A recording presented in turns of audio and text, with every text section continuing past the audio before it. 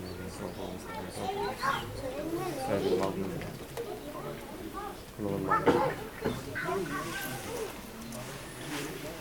اللہ الرحمن الرحیم الحمد للہ رب العالمین والصلاة والسلام علی اشرف الانبیاء والمرسلین شفیع المذنبین رحمت العالمین سیدنا و نبینا و شفیعنا و مولانا ابو القاسم محمد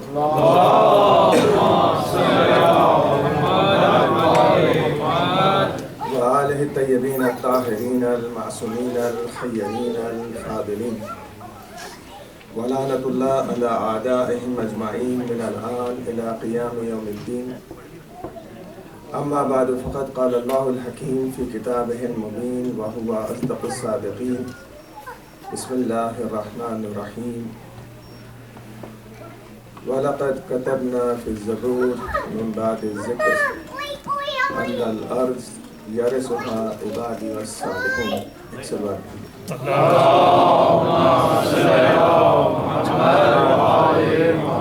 سورہ انبیاء کی آیت ہے 105 جس میں خداوند عالم ارشاد فرما رہا ہے کہ بے شک ہم نے زبور میں لکھ دیا ہے کہ ذکر کے بعد یعنی قرآن کے بعد بے شک ہماری زمین کو یرثھا زمین کے وارث بنیں گے عبادی الصالحون میرے صالح بندے۔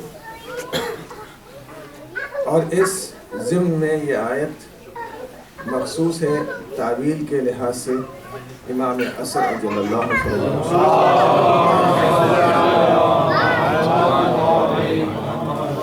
اور جیسے کہ خداوند عالم نے کہا کہ وَلِلَّهِ مِيرَاثُ السَّمَاوَاتِ وَالْأَرْضِ زمین اور آسمان کی میراث اللہ کی ہے اور وہ جس کو چاہتا ہے وارث بناتا ہے۔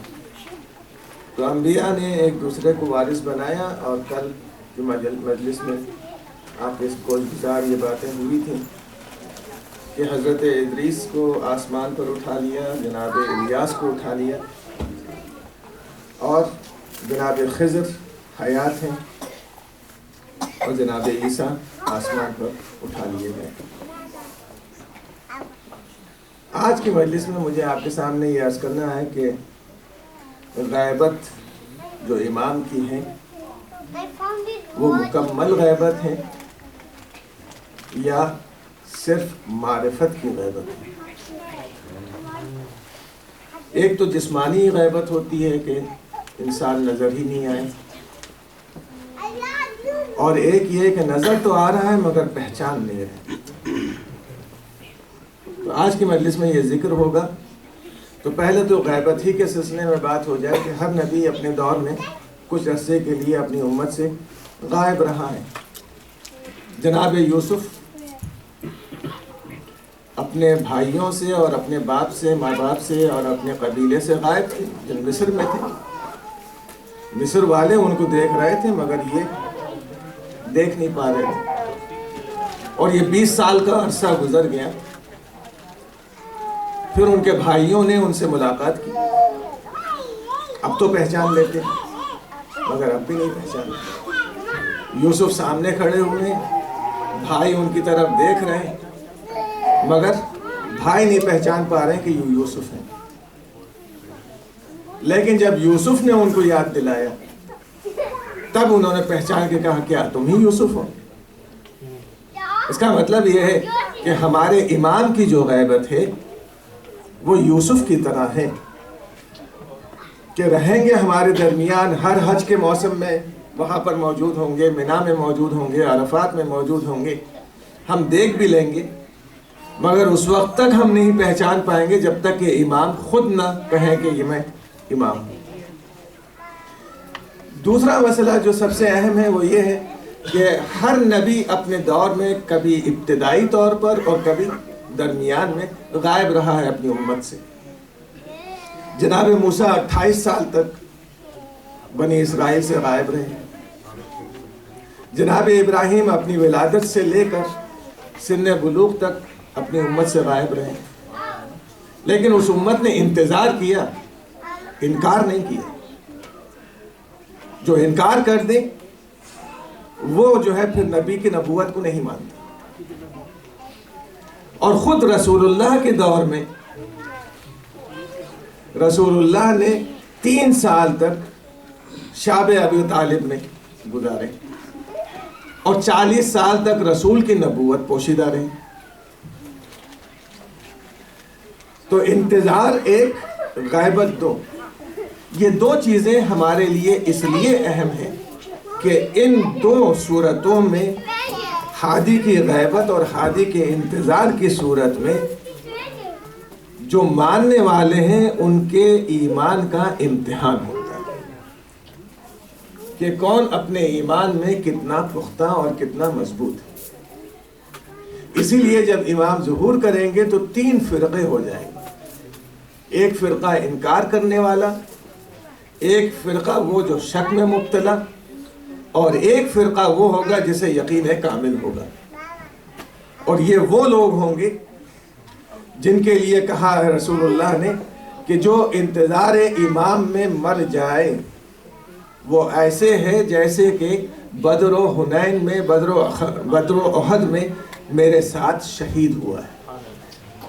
یعنی ثواب کا اجر اتنا بڑھ گیا. اس کا مطلب یہ ہے کہ غیبت اور امام کے انتظار کا سب سے بڑا فائدہ یہ ہے کہ ہمارے عمل اور ہمارے ثواب میں اضافہ ہو جائے.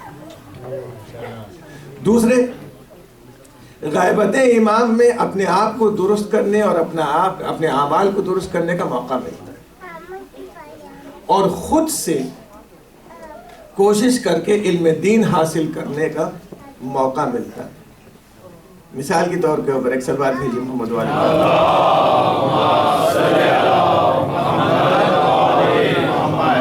آپ کو یہ تو معلوم ہوگا کہ میں خاموش مجمع میں 2 گھنٹے پڑھتا ہوں. یہ یاد ہوگا آپ کو؟ نہیں یاد. ایک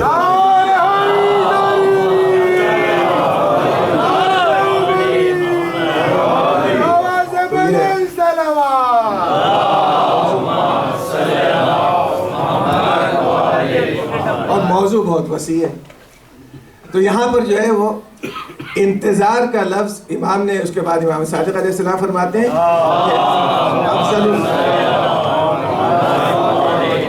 افضل الاعمال انتظار الفرج. سب سے بڑا عمل جو ہے، سب سے بہتر عمل جو ہے انتظار فرج، امام زمانہ کا انتظار کرنا. اور آج کے مجلس میں مجھے اب آپ کے بارے میں 2 جملے کہنا ہے. اذا قرأت القرآن، جب بھی تم قرآن پڑھو گے، جعلنا بینک و بین الذین لا یؤمنون حجابا مستورا. قرآن کی آیت کہ جب بھی قرآن تم پڑھو گے تو تمہارے اور ان لوگوں کے درمیان جو ایمان نہیں رکھتے ہم ایسا حجاب قائم کر دیں گے جو خود بھی نظر نہیں آئے گا. حجابا مستورا. اس کا مطلب یہ ہے کہ اگر آپ کو کسی سے بچنا ہو تو قرآن مجید کی تلاوت کریں اور اللہ جو ہے حجاب مستور لگائے گا. حجاب مستور اس کو کہتے ہیں، ایک تو یہ کرٹن ہے جو نظر آ رہا ہے کرٹن، وہ حجاب بھی نظر نہیں آ رہا ہے، جو حجاب کے پیچھے ہے وہ بھی نظر نہیں آ رہا ہے. تو جب بھی قرآن کوئی پڑھے گا تو اس کی کیفیت یہ ہو جائے گی، پڑھنے والے کی کیفیت یہ ہو جائے گی، اور جو خود قرآن ناطق ہو اس کی کیفیت یہ ہوگی جب وہ چاہے گا ظاہر ہوگا اور جب وہ چاہے گا پوشیدہ ہو جائے گا. ایک مثال، رسول اللہ بیٹھے ہوئے، رسول اللہ کے ساتھ ابو بکر بیٹھے ہوئے، ام جمیل اپنے ہاتھ میں پتھر لیے ہوئے، اور جبھی جو ہے وہ سورہ لہب نازل ہوا ہے، تبت یدا ابی لہب. ام جمیل اس کی بیوی کی، اس کو غصہ آیا، پتھر لیے ہوئے چلی کہ رسول اللہ کہیں مل جائیں گے تو میں ماروں. ابو بکر نے دیکھا، کہا یا رسول اللہ یہ تو بڑے غصے میں آپ کی طرف آ رہی. تو رسول اللہ نے ان سے یہ کہا بتانا نہیں کہ میں یہاں ہوں. وہ وہیں بیٹھے ہوئے رسول اللہ، اور وہ ام جمیل آئی، آ کر ان سے پوچھنے لگی کہاں ہیں تمہارے صاحب، کہاں ہیں تمہارا رسول، کہاں ہے. اب مجھے نہیں معلوم کہ صدیق نے کیا کہا، مگر اتنا ہے کہ انہوں نے بتایا نہیں. ام جمیل پوچھتی رہی اور پوچھ کے واپس چلی گئی. اس کو رسول اللہ نظر نہیں آئے. ان کو نظر آ رہے تھے, اس کو نظر نہیں آ رہے. اس کا مطلب کیا ہے؟ اس کا مطلب یہ ہے کہ امام کی یہ کیفیت ہے, محمد کی یہ کیفیت ہوتی ہے کہ جب چاہے ظاہر ہو جائیں, جب چاہے غائب ہو جائیں.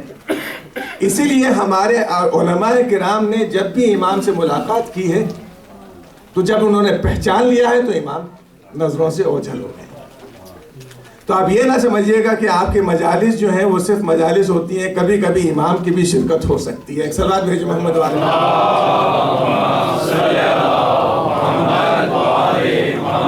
اور کچھ چیزیں ایسی ہیں جس کے ایمان کی وجہ, جس میں جو جب ایمان پیدا ہوتا ہے تو اس کا اجر اور ثواب اور اس ایمان کی قیمت بڑھ جاتی ہے. جیسے کہ سورہ بقرہ کی پہلی ابتدائی آیتیں ہیں جس میں ارشاد ہو رہا ہے کہ الف لام میم ذالک الکتاب لا ریب فیہ ھدی للمتقین الذین یؤمنون بالغیب. ایک تو ہدایت ہے یہ قرآن. ایک صلوات بھیجیے محمد.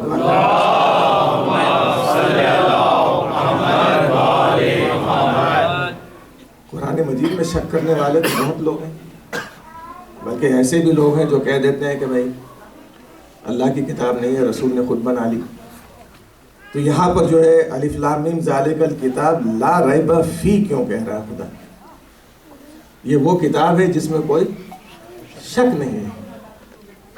اس لیے کہ خداوند عالم نے یہ عام طور سے دیکھا ہے کہ جو مخلوق کتاب لکھتی ہے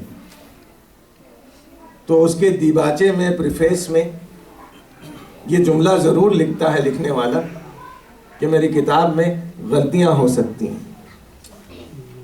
کوئی ایسا نہیں ہے جو یہ لکھے کہ میں یہ بالکل ایسی کتاب لکھ رہا ہوں جس میں کوئی ڈاؤٹ نہیں ہے.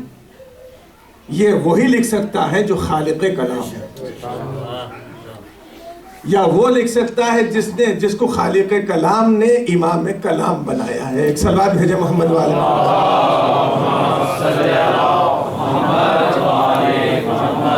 لا ریب فیہ ھدی للمتقین. یہ کتاب جو ہے وہ ہر ایک کے لیے ہدایت نہیں ہے, بلکہ اللہ کا خوف رکھنے والے, اللہ کی نافرمانی کا خوف رکھنے والے جو ہیں ان کے لیے ہدایت کا ذریعہ ہے. وہ کون ہے؟ یؤمنون بالغیب. سب سے پہلی منزل یہ ہے کہ وہ ایمان لاتے ہوں غیب کے اوپر. اب ذرا مجھے گنتی سے بتائیں, رسول اللہ کے دور میں جو ایمان بالغیب لا رہے تھے وہ کن کن چیزوں پر ایمان بالغیب تھا؟ اللہ کی توحید پر, اللہ کے وجود پر ایمان تھا, غائب ہے. جنت اور دوزخ پر یقین تھا, غائب ہے. قیامت آنے والی ہے اس پر یقین تھا, وہ بھی غائب ہے. مگر رسول غائب نہیں ہے, سامنے موجود ہے. مولائے کائنات امامت کی منزل میں سامنے موجود ہے. یہ دور وہ ہے جہاں پر آپ کے پورے اصول دین غائب ہیں. تو اگر آپ موازنہ کریں تو ان کا ایمان بالغیب اور ہمارا ایمان بالغیب بہت فرق رکھتا ہے. ان کا ایمان بالغیب ہے رسالت اور امامت کے علاوہ, ہمارا ایمان بالغیب ہے توحید پر بھی, رسالت پر بھی, امامت پر بھی اور قیامت پر بھی. اسی لیے رسول اللہ نے 3 مرتبہ سلام کہا ہے. سلام ان پر, سلام میرے بھائیوں پر, سلام میرے بھائیوں پر, سلام میرے بھائیوں پر. تو اصحاب نے کہا یا رسول اللہ کیا ہم ہیں؟ کہا کہ نہیں, وہ ہیں میرے بھائی جو آخری زمانے میں آئیں گے اور ان کے پاس کوئی حجت خدا موجود نہیں ہوگی, صرف تحریر کی ہوئی چند لکیریں ہوں گی جس کے اوپر وہ بھرپور ایمان لائیں گے. اور ایسا ایمان لائیں گے کہ سریا پر بھی موجود ہو تو اس کو واپس لے آئیں گے. ایک صلوات بھیجے محمد والے.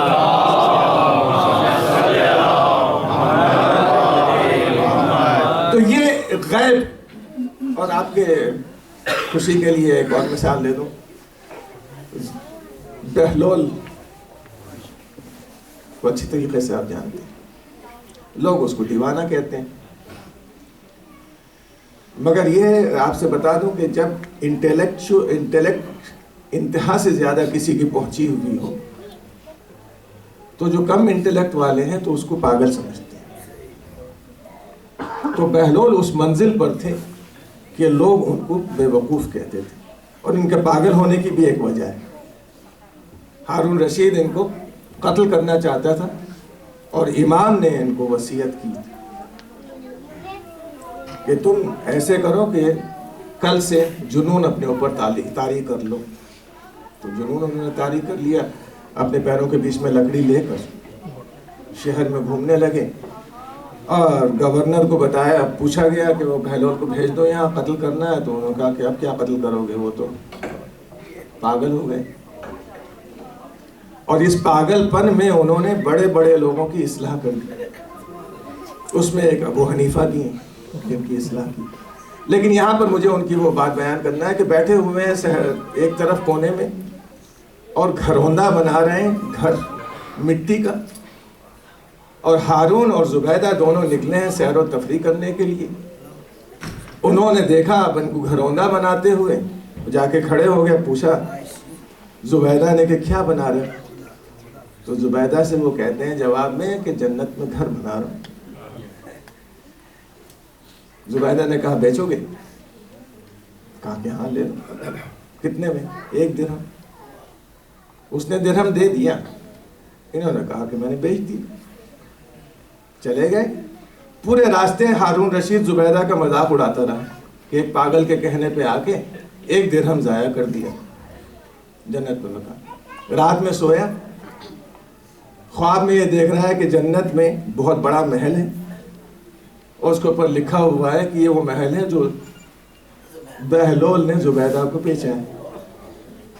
اور یہ گھسنا چاہ رہے تھے اندر، ان کو روک دیا کہ تمہیں اجازت نہیں. دوسرے دن سویرے اٹھے تو روزانہ تو زبیدہ کہتی تھی چلو واک پر، آج ہارون زبیدہ سے کہہ رہا چلو جلدی کرو واک پہ چلتے. کہا چلو راستہ بدل کے چلتے. کہا نہیں، اسی راستے سے چلو جہاں پہ کل گئے تھے. دیکھا کہ پھر وہ وہیں اسی جگہ پر اپنا گھروندہ بنا رہے ہیں. اب زبیدہ خاموش ہے، ہارون پوچھتا ہے بہلول کیا بنا رہے ہو؟ جنت میں گھر. کیا بیچو گے؟ کہاں. کہا کتنے میں؟ تیری آدھی سلطنت. کہا 1 دن میں اتنی قیمت بڑھ گئی. کہا کہ پہلے جو بیچا تھا بغیر دیکھے بیچا تھا، اب دیکھ کے آ رہے ہیں. یہ ایک مومن ہے جو جنت کا مکان زمین پر بیچ رہا ہے اور لوگوں کے خواب کا بھی علم جانتا ہے. ایک سلوات بھیجے محمد والا.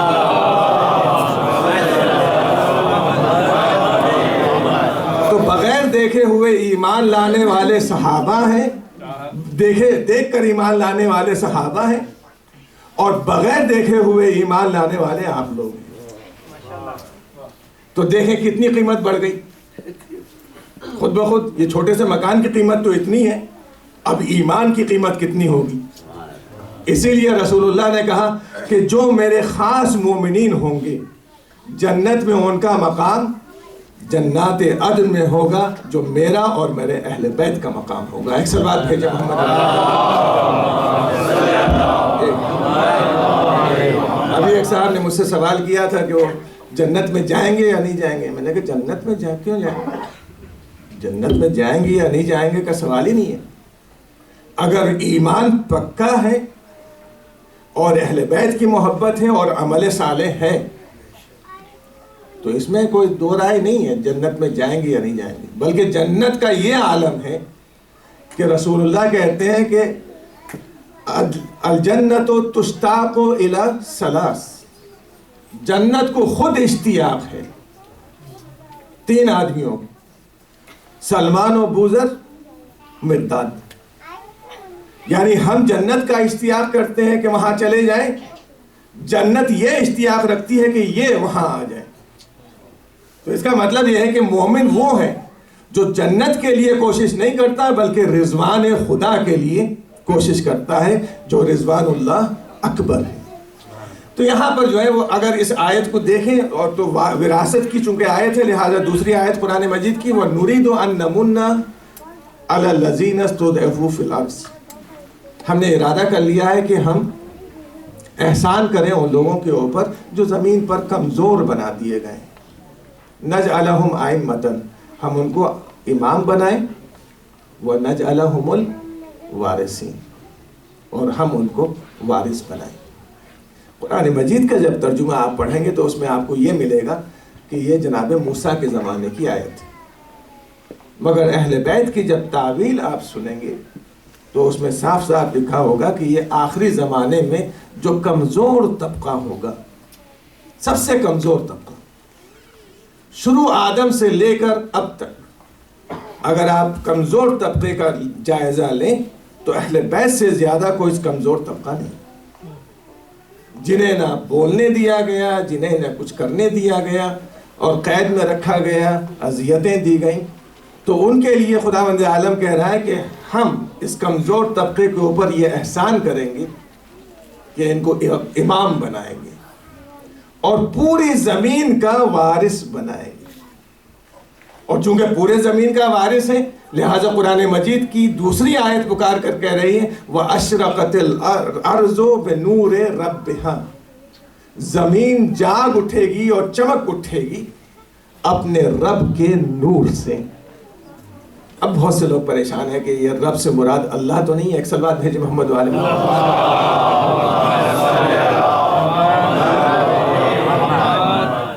یہ نور سے مراد رب کے معنی ہے رب البیت، جیسے مالک مکان کو کہتے ہیں رب البیت، جیسے جناب عبد المطلب نے ابرہا سے کہا انا رب الابل، میں اونٹوں کا رب ہوں۔ اسی طریقے سے اس آیت میں رب الارض ہے، ربہا یعنی زمین کا رب۔ زمین کا رب کس کو کہتے ہیں؟ جو زمین کی دیکھ بھال کرے، جس کی وجہ سے بارش نازل ہو، جس کی وجہ سے اناج اگے۔ تو یہاں اشرقت الارض بنور ربہا، زمین جگمگا اٹھے گی اپنے رب کے نور سے۔ کون رب؟ یعنی جو امام ظہور کرے گا تو یہ زمین جگمگا اٹھے گی۔ کیوں؟ اس لیے کہ امام ہی کی وجہ سے زمین پر بارش ہو رہی ہے اور امام ہی کی وجہ سے سبزہ اور لہلہا رہا ہے۔ تو یہاں پر امام زمانہ نعرہ صلوات،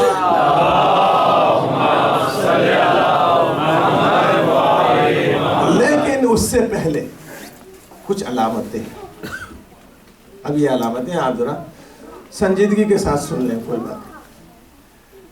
پہلے اماطۃ الصلاۃ، اماطۃ الصلاۃ کے معنی ہے نماز کو مار دیا جائے گا۔